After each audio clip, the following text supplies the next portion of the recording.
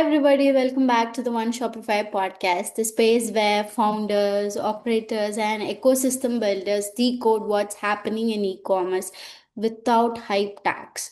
So, I'm your host Ashika, and today's episode is one I have been waiting to record because the noise in our industry has never been louder. Every week, it's a new AI powered, revolutionary, game changing product drop, and merchants are stuck trying to separate real impact from shiny distractions. So, to help us cut through the fog, we have someone who has lived on every layer of Shopify universe, agency side, SaaS side, AI, partnerships, and now president at Growave. We have Joe Fox here. Joe, welcome to the pod. Welcome. Thank you so much for having me, Ashika. I really appreciate it. Yes. So before we jump into the podcast, so I'd like to say a few words about Joe to our audience. So yeah, so Joe works with brands like Lego, Sony, Crocs, Victoria, Beauty, and hundreds more. And he's known for calling things as they are. No sugarcoating, no buzzword in inflation, and just clarity. So yeah, so we are jumping into our podcast. So your background is this wild blend of agency execution, cross-border partnerships, SaaS leadership, and AI-driven innovation. So when you zoom out, what's the consistent pattern you see across every era of your career? Yeah, that's a very great question. I think the consistency that I have seen is definitely being very heavily involved in the Shopify ecosystem.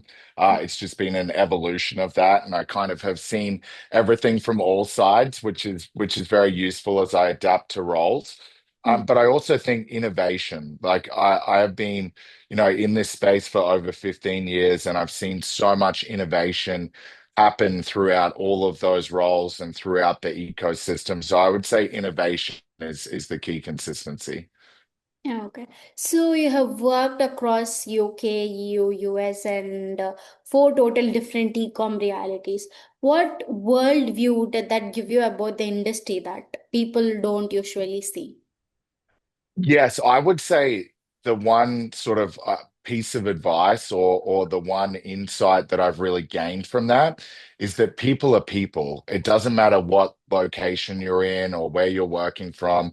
I think as long as you're still very confident in building friendships, building networks, building strong partnerships, the region itself doesn't matter. There may be some small little nuances and different subtleties in terms of cultural differences, but people are still people. And as long as you can focus on being a nice human being and helping everyone out, you can succeed in any region. Okay. And when you transition from partnerships into a leading global SaaS team, what mental model actually helped you scale without losing your footing? Yeah, I think mindset is a very important thing. So, one Mhm. of the things that I always try and focus on, no matter what role I'm in or what position I'm in, is really thinking like, what is the best mindset I can have, and what outcomes do I want, to achieve within this role, and who are the various stakeholders that are involved in this role. So, typically, as move upwards in a company, you're getting closer and closer to the C-suite. So being super aligned with like what our CEO's goals are, what our CMO's goals are, what our COO's goals are, has been really important when it comes to this presidential role. But in partnerships, it wasn't that far removed from that as well. It's just a kind of a different output. So I think, being in the mindset of how do I keep the shareholders or the stakeholders happy with everything that I'm doing and focusing on the overall outcome. That's kind of what I've done to keep my head in check and to be as successful as possible in every role. Okay, okay. So let's get into the heart of the topic. So you have said many times that e-commerce industry has become incredibly noisy. So from your vantage point, what do you consider noise today? Yeah, so there's always something that's happening, topically, politically, economically, technology change wise. And often those things kind of become, buzzworthy and noisy in the ecosystem. So I think a couple of things to focus on are, there's some traditional pillars of things in businesses that never change. So, ensuring a business is profitable, managing a P&L, profitability sheet properly, focusing on having a good marketing strategy, focusing on having the right team members in place is really important. And if you have those foundations in place, when various things happen, whether it be something really big like COVID, which is like a black swan event, or whether it be something like a shiny object syndrome like AI is at the moment, or tariffs as an example, if you have those base fundamentals in place, you can kind of navigate through the shiny objects or through the black swan events. So I think that's really important to not necessarily focus on the buzz, even though it is going to be relevant to you in some way, but it's making sure that you have all of the foundational pieces in place and working properly so that you're not distracted or caught by the buzz of other things. Okay. So, on the flip side, what still counts as a real signal? What should merchants actually pay attention to? Yeah, definitely. So I think making sure that cost per acquisition is a really big metric that we hear a lot about. It's something that, e-commerce managers, agencies really, really focus on. But as long as the cost per acquisition is profitable and it's actually profitable to your products, I think that's a metric that people should really focus on. I think a lot of the time, people are focused on just the cost per acquisition of a customer, but they're not taking into consideration the profitability of that on a product. And I think that's an area where a lot of merchants can really actually figure out what a good profitable cost per acquisition is based upon that product. Because if you're only focusing on cost per acquisition, you could still be losing money on the profitability of the product. You could be promoting the wrong products, or you could be losing sight of the bigger picture.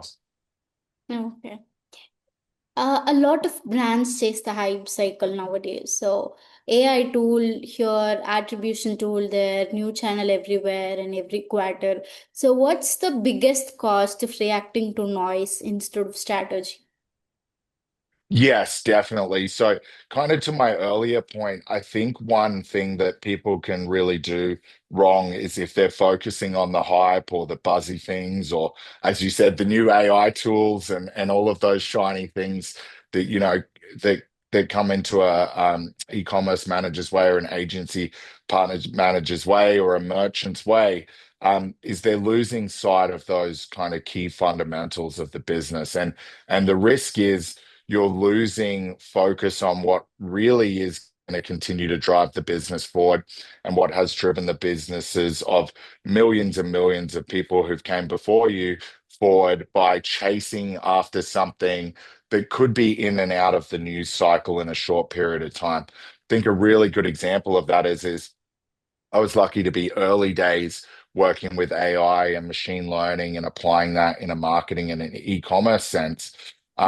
But it wasn't matured like AI is now. AI has hit this mass point of saturation. It's a lot more matured, but it is still not at the place that I think a lot of people think it is. I think a lot of people think that AI can jump in and run someone's whole entire business for them, and it's simply not the case. It is not there yet. Will it be there in the near future? Absolutely, but it isn't there yet. And so I think by putting too much trust into tools like that or focusing too much on that buzz, people who are very busy can lose sight of all of the other important, key, crucial things that are keeping the business moving forward, particularly in e-commerce, more so than anything else. Because what we find in e-commerce, it doesn't matter what role I've been in, whether it's been agency side, brand side, SaaS provider side. Everyone is usually wearing multiple hats and doing multiple things. And so, there is this huge temptation to jump onto all of these tools that are going to save you time. But if you don't execute on those tools correctly or keep a close eye on those tools correctly, they can put you on the wrong path as opposed to accelerating you on the right path. Mm-hmm. So you lead Growave now, and you have outspoken about how loyalty stacks are misunderstood. So what's the biggest misconception merchants still have about loyalty, especially in 2025? I mean, it's about to Yeah, end, but yeah. yeah, absolutely. So, no, really great question, Ashika. And I think the thing that people misconceive about loyalty, and I hear this from all sizes of brands, and agencies, and all levels of experience in terms of merchants. But I think a lot of people focus on points and like point systems and points for redemption. What we're finding, and I think we'll find this more and more leading into 2026 is the brands that are doing loyalty really, really well are focused more on building a connection with their brand followers, and they're using loyalty as a way to do that. So, a really good example is I can't name but that name them by name because they're not launching until 2026. But if you pay close attention to Growave's social pages, you'll see who it is, but it's a really high-end luxury jewelry retailer that have been around for a very long time. They've got a lot of bricks and mortar presence. They're doing more and more in e-commerce. And, they were hesitant on launching a loyalty program because they were worried that, doing points and free shipping based upon points or any of those sorts of things or point redemption for discount could harm their brand. So instead of doing, what a lot of people would consider is loyalty, a points standard program, they've more focused on building something experiential and a way for brand advocates of their brand to connect more to the brand storytelling. So a really good example is they release collections in seasonal groups. So what they're doing is that their most loyal customers, yes, they're collecting points or they're collecting tiers or they're being ranked on, their purchases. However, instead of it being, you'll get X amount of dollars off your next purchase, they're then instead saying, hey, you'll get behind the scenes access to see our master jeweler working on this next collection, and you'll get access to purchase before the general public. So they're really giving them this strong brand experience.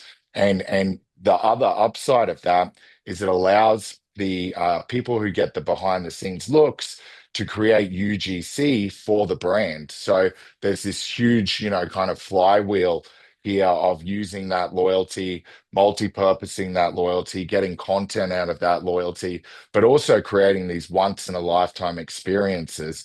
And this is just an example of one brand doing it. There's a lot of brands who do this experiential loyalty incredibly well.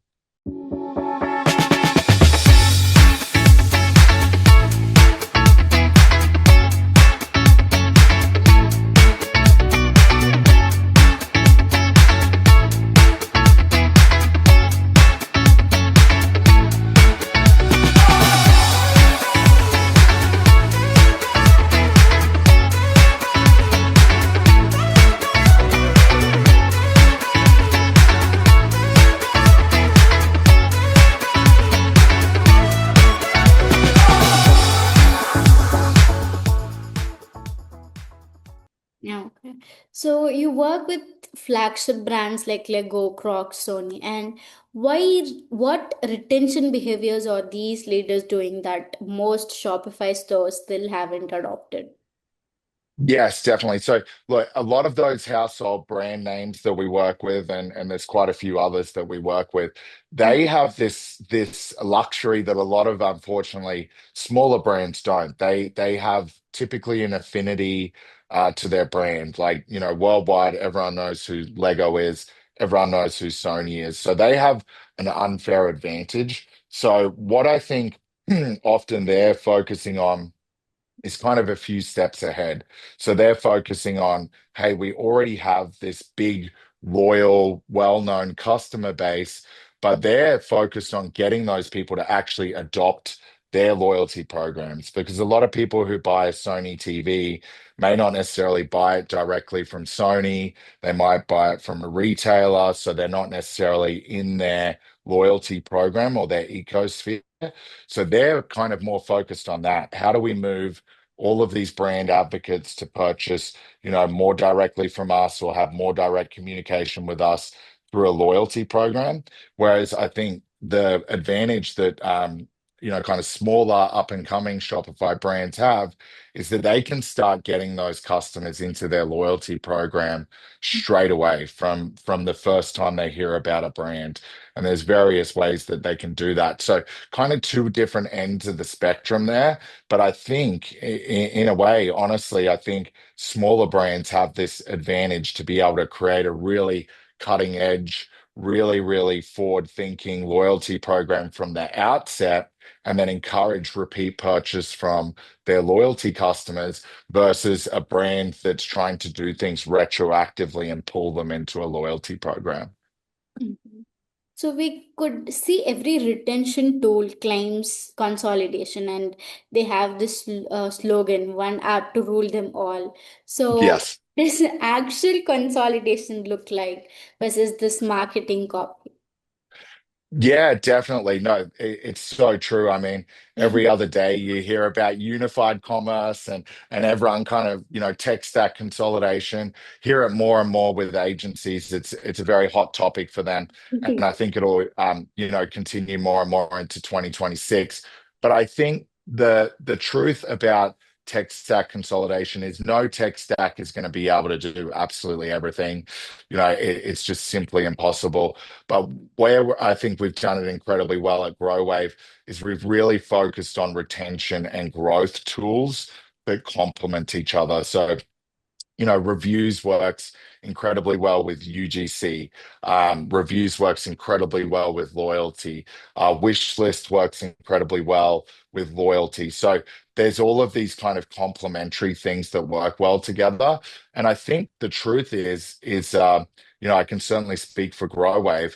When you're looking at consolidating these tech stack costs, you should be minimizing the cost for the merchant as opposed to increasing the cost. So tech stack consolidation, while it's about making things more user friendly and on the back end and on the front end, back end for the merchant, front end for the customer, it should also be very cost effective on the back end for the merchant. So that's one thing we've really focused on is like enterprise customers, for example, of Growwave.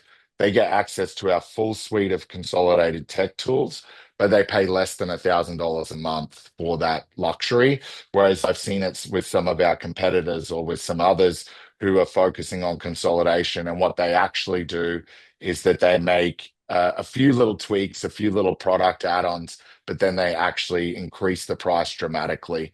So I think that's tech stack consolidation should make things easier, but more cost effective as well. Mhm.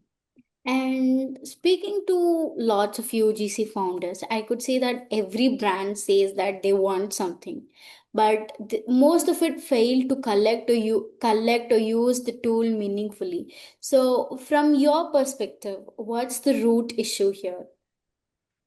Yeah, I think with UGC, you've got to really make it authentic. I think the issue that happens is, that's what UGC is. It's user generated content. It's customer generated content. And I think, some brands probably do it incorrectly by like seeding their own content into UGC and trying to make it seem authentic.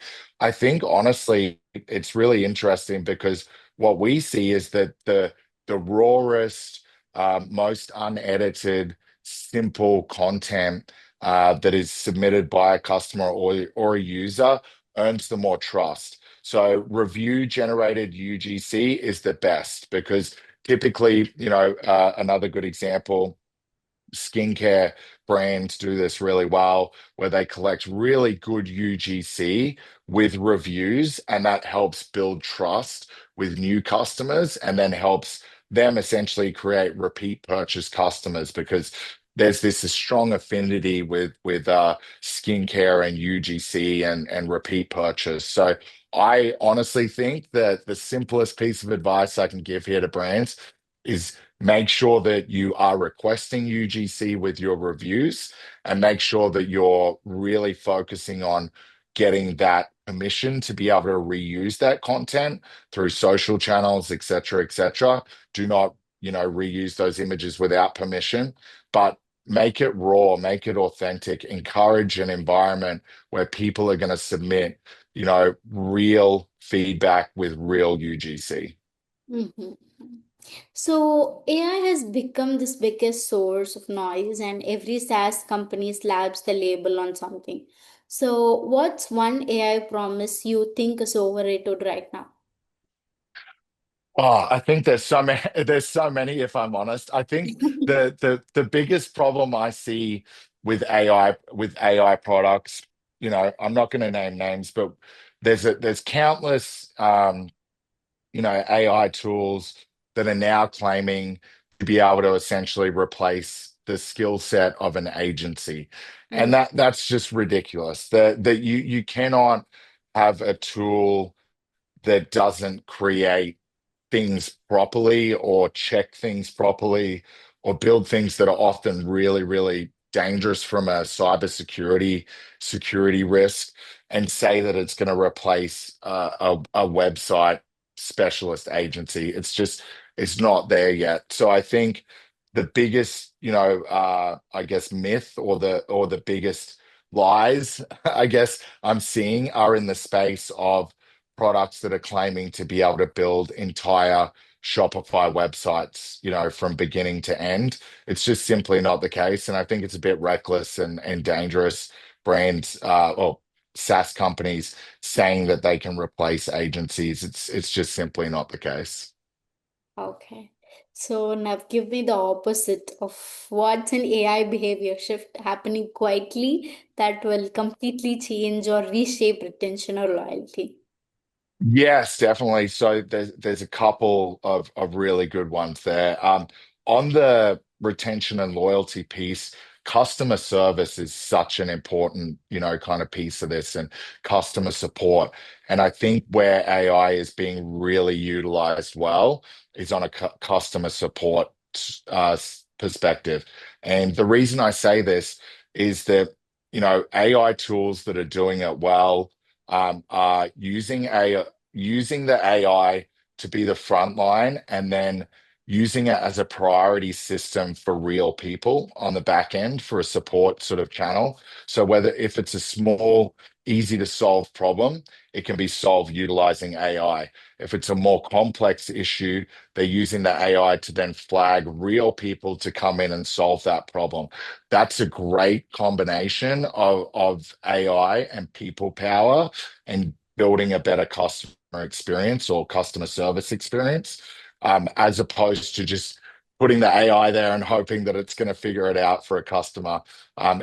Some customer issues need a little bit of a human touch still, and I think that's a good example of how that feeds in. Because at the end of the day, if someone has a really great customer service experience, they're more likely to be a loyal customer, more likely to enter a loyalty program, more likely to leave a positive review, more likely to leave UGC. So all of those things are really important, and that's where I'm seeing the best use case of it.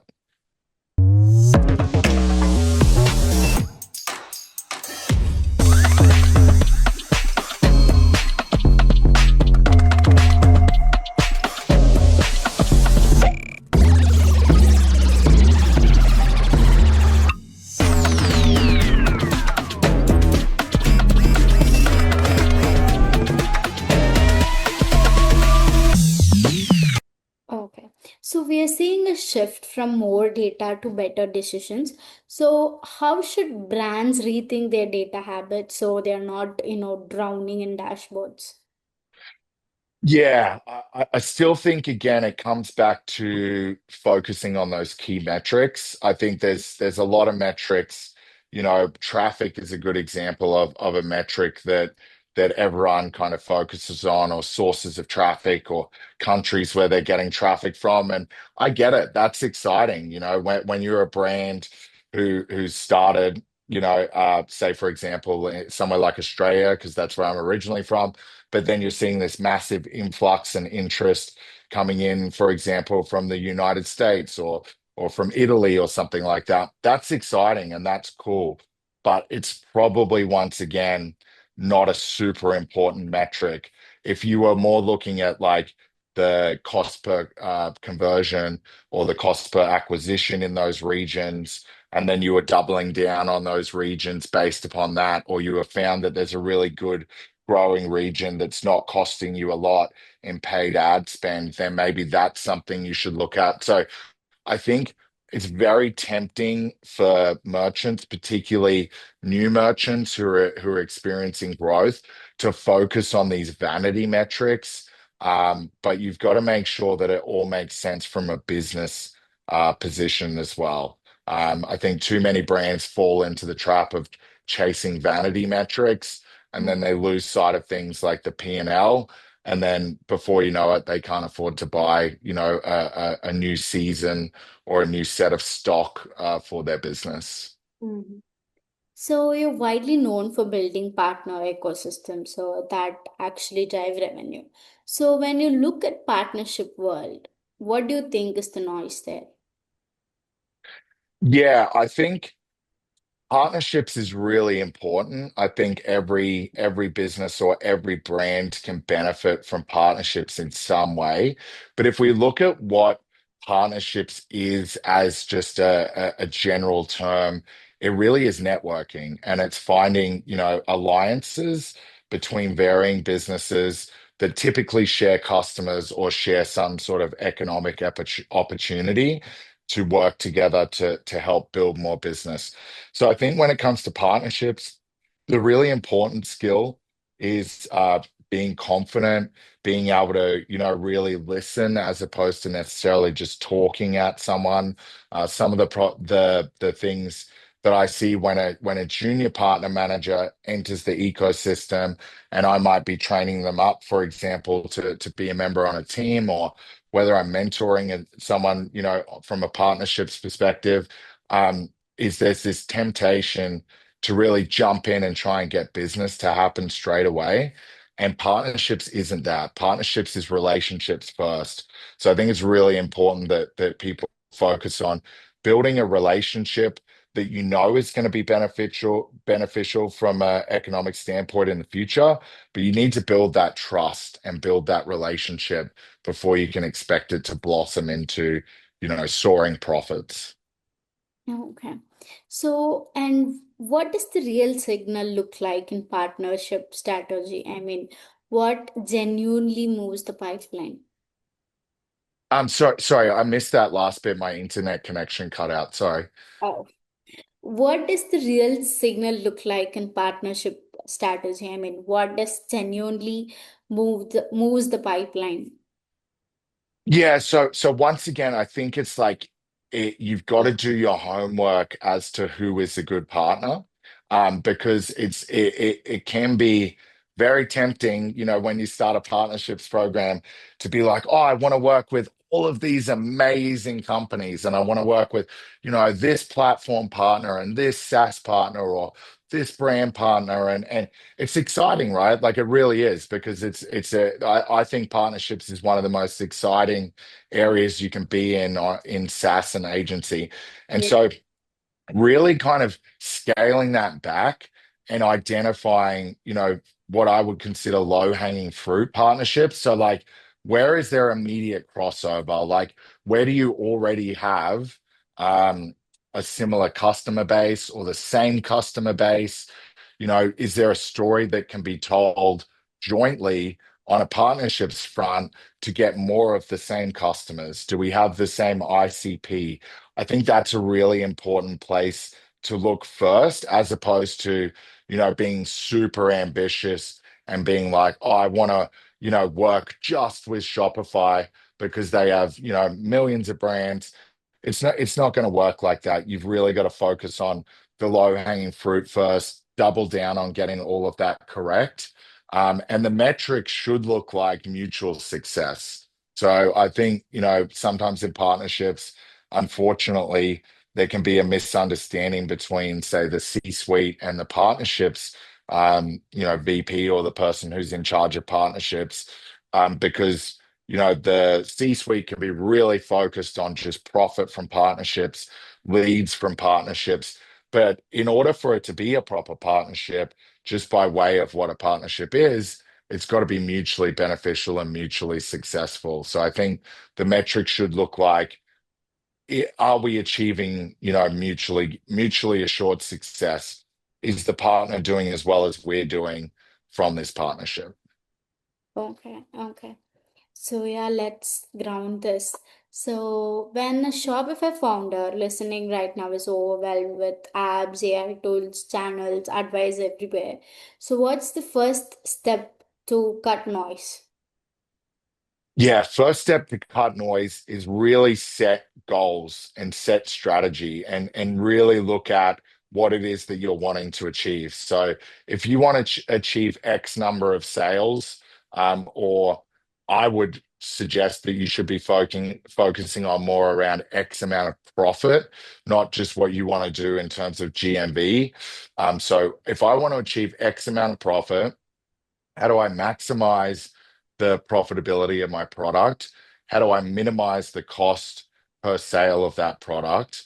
How do I get more repeat purchase from my customers? Because it's so much easier to get another sale from a loyal customer than it is to go out and find an entirely new customer. So I think focusing on that is really important, but work backwards. Don't work forwards, because if you just say, I'm going to start spending money on ads. I'm going to start spending money on tech stack. I'm going to try and build out this UGC program.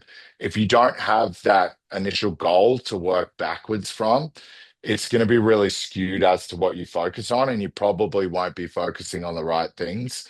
So look at this from a business perspective, identify what goal it is that you want to achieve, and then build everything backwards from there. And I think secondary to that, which is really important. I stress this to every brand. If you can, work with an agency. So work with someone who understands this ecosystem, has worked with hundreds and hundreds of merchants just like you, and implemented success for them. Because there are processes to follow, there are certain things that can be done. And figuring those out yourself can be a little bit daunting and overwhelming, but working with someone like an agency or a consultant who's done those things before can be less intimidating. And of course, listen to great podcasts like this one, because you'll get to hear a wealth of experience as to what works. Yes. So yeah, Jo, we have come to the end of the podcast. So this conversation genuinely, I mean, clears the mental cache.